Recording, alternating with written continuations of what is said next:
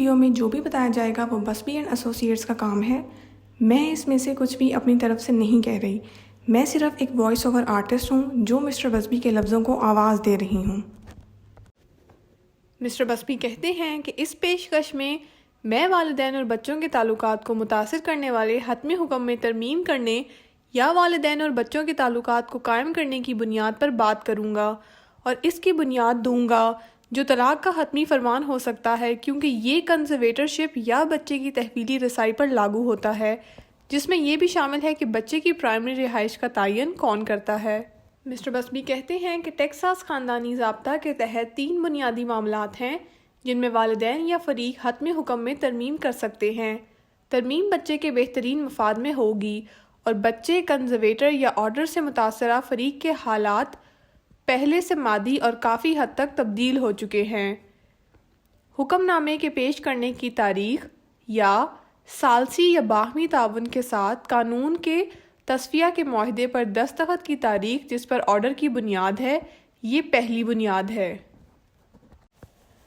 Mister بسبی کہتے ہیں کہ دوسری بنیاد یہ ہے کہ بچہ کم از کم 12 سال کا ہے اور اس نے چیمبرز میں عدالت میں اپنی ترجیح کا اظہار کیا ہے کہ اس بچے کی پرائمری رہائش گاہ کو نامزد کرنے کا حق کس کو ہوگا، یا کنزرویٹر جسے بچے کی پرائمری رہائش گاہ نامزد کرنے کا خصوصی حق حاصل ہے،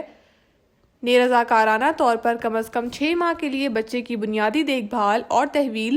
دوسرے کے لیے چھوڑ دے۔ عام طور پر لوگ تحویل سے شروع کرتے ہیں اور ترمیمات کئی بار یہ تبدیل کرنے کے لیے دائر کی جاتی ہیں کہ رہائش کا تعین کرنے کا حق کس کے پاس ہے، لیکن کنزرویٹرشپ کو تبدیل کرنے کے حقوق اور فرائض کو تبدیل کرنے کے لیے بھی ترمیمات دائر کی گئی ہیں۔ ٹیکساس میں کنزرویٹرشپ کی قسمیں مشترکہ انتظام کو کنزرویٹرشپ اور تحویلی کنزرویٹرشپ بھی ہوں گی۔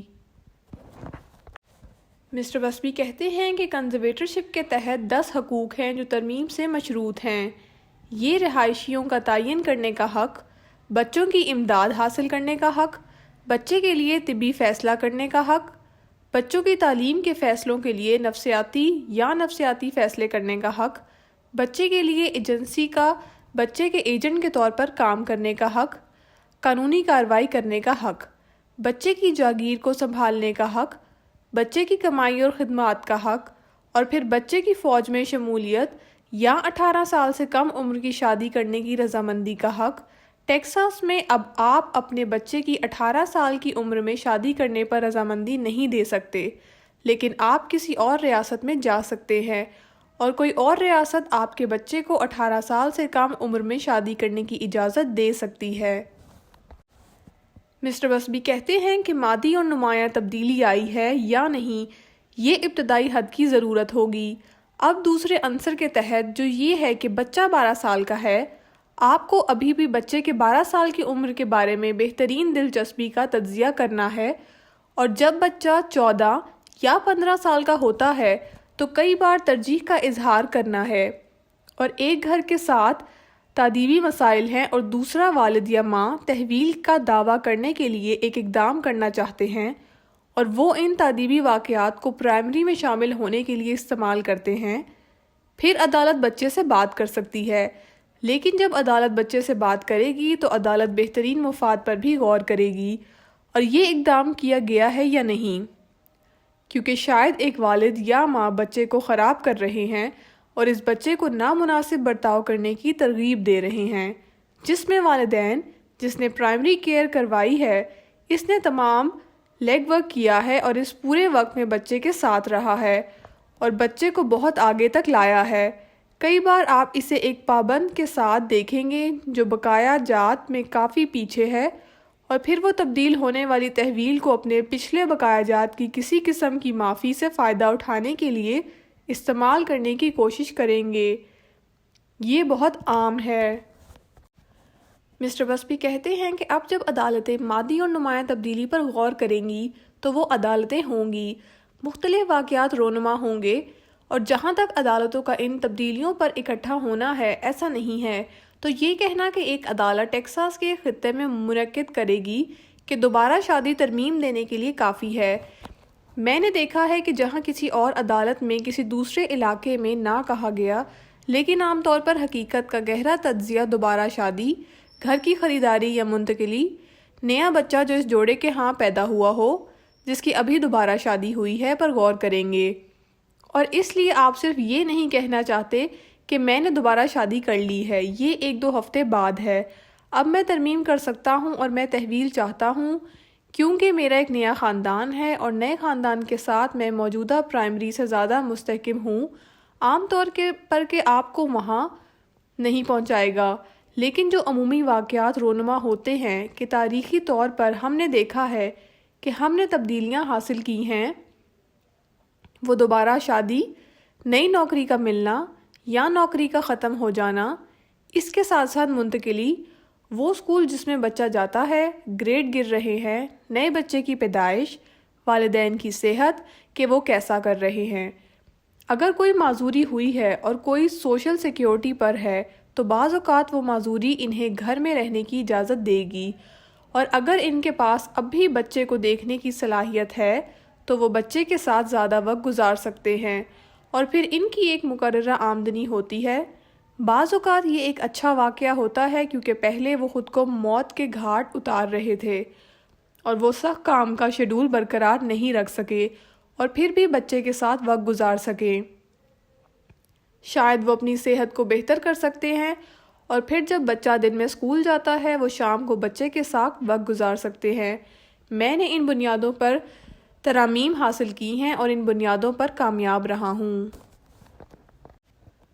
مسٹر بسبی کہتے ہیں کہ لہٰذا جب آپ ان مختلف عناصر کی طرف دیکھتے ہیں، ترمیم تیار کرنے کے لیے بہترین دلچسپی کچھ ایسی ہونے والی ہے جسے عدالت بھی دیکھتی ہے، اور زیادہ تر معاملات میں ایسا ہی ہے، اور یہ ہولی رائے میں ہے، اور اس طرح بہترین دلچسپی میں واقعات کے ذیلی زمرے ہیں جن پر آپ غور کریں گے، اور یہ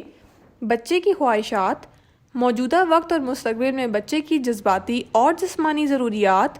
بچے کے لیے موجودہ وقت اور مستقبل میں جذباتی اور جسمانی خطرہ، تحویل کے خواہش مند افراد کی بطور والدین صلاحیتیں، بچے کے بہترین مفادات کو فروغ دینے کے لیے ان افراد کی مدد کے لیے دستیاب پروگرام، ان افراد کی طرف سے تحویل کی تلاش کرنے والی ایجنسی کے ذریعے بچے کے لیے منصوبے، گھر کے استحکام یا مجوزہ جگہ، والدین کے اعمال یا کوتاہیاں جو اس بات کی نشاندہی کر سکتے ہیں کہ موجودہ والدین اور بچے کا رشتہ مناسب نہیں ہے، اور پھر والدین کے اعمال یا بھول چوک کے لیے کوئی عذر، اور اس لیے یہ اس حقیقت کے امتحان کا ایک حصہ ہے جو آپ اپنے وکیل کے ساتھ کریں گے۔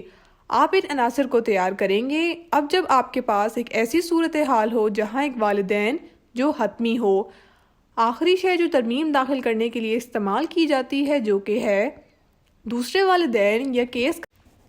کیس کا فریق جو کہ دادی یا رشتہ دار ہو سکتا ہے نے بچے کی تحویل واپس کر دی ہے۔ لہٰذا آپ کئی بار دیکھیں گے کہ پرائمری کو وہ اسکول ڈسٹرکٹ پسند نہیں آئے گا جس میں وہ ہیں، چونکہ وہ اسکول ڈسٹرکٹ کو پسند نہیں کرتے، وہ کسی اور کا پتہ استعمال کرنا چاہیں گے۔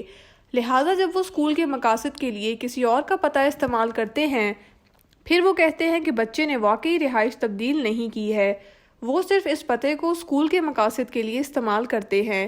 لہٰذا 6 ماہ کو جہاں تک بچے کی اصل ملکیت ہے کئی بار چیلنج کیا جاتا ہے، اور جیسا کہ اس کا مقابلہ کیا گیا ہے، پھر آپ کو بچے کو واپس کرنے کے لیے جیسے ہی آپ نیا مقدمہ دائر کریں گے،